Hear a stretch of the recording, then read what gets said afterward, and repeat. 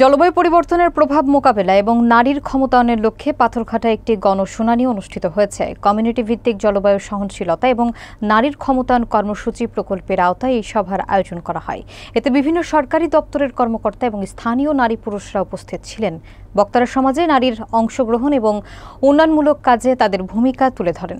বিস্তারিত দেখুন জয়নাল আবেদিন রাজুর তথ্যচিত্রে।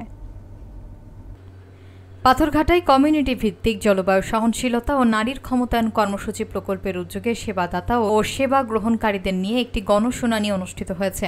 নজরুল স্মৃতি সংসদ ও মানুষের জন্য ফাউন্ডেশনের যৌথ উদ্যোগে এই আয়োজন করা হয়। গত 24 সেপ্টেম্বর বুধবার বিকেল 3টায় পাথরঘাটা KM মডেল সরকারি প্রাথমিক বিদ্যালয়ে এই গণশুনানি অনুষ্ঠিত হয়। পাথরঘাটা মডেল সরকারি প্রাথমিক বিদ্যালয়ের প্রধান শিক্ষক মোহাম্মদ শহীদুল ইসলামের সভাপতিত্বে অনুষ্ঠিত এই অনুষ্ঠানে প্রধান অতিথি ছিলেন ডাক্তার অরবিন্দ দাস।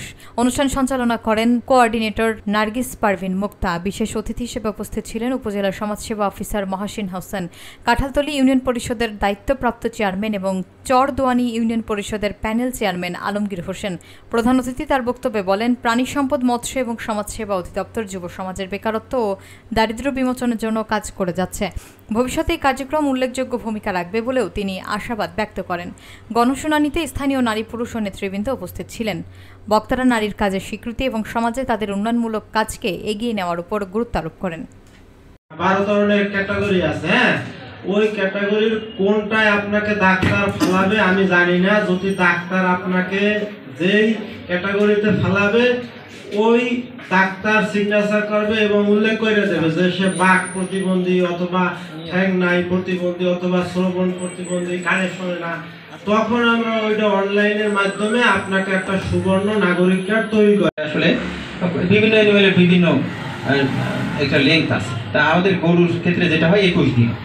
এই 21 দিনের ক্ষেত্রে যখন আপনার গরুটা হিটে আসবে, হিটে আপনার আশা লক্ষ্য যখন করবেন, ওইখান থেকে 12 থেকে 18 ঘন্টার মধ্যে এই আইডি কার্ডটা করেছেন, তখন কারণ এই বয়সটা কমাই দিচ্ছে। এইটা তো আর আমাদের কিছু করার নাই, অফিসেরও কিছু করার নাই। এবং ওই আইডি কার্ড সংশোধন করতে হবে। সংশোধন করাটা বয়স এত কম, যেটা 30 বছর বয়স বা 20 বছর বয়স চেঞ্জ করা খুব কঠিন ব্যাপার। এককালীন আর্থিক সুবিধা জেলেদেরকে আমরা দিই, সেটা হলো 50,000 টাকা হলো নিহত পরিবার, যে জেলে নিহত হয়ে গেছে তার পরিবার পায় 50,000 টাকা, এবং যার শরীর বা শারীরিকভাবে কোনো অঙ্গহানি হয়েছে বা শারীরিকভাবে বেশ মারাত্মকভাবে ইনজুর হয়েছে, তাকে আমরা এককালীন 25,000 টাকা করে সাহায্য সহযোগিতা করি।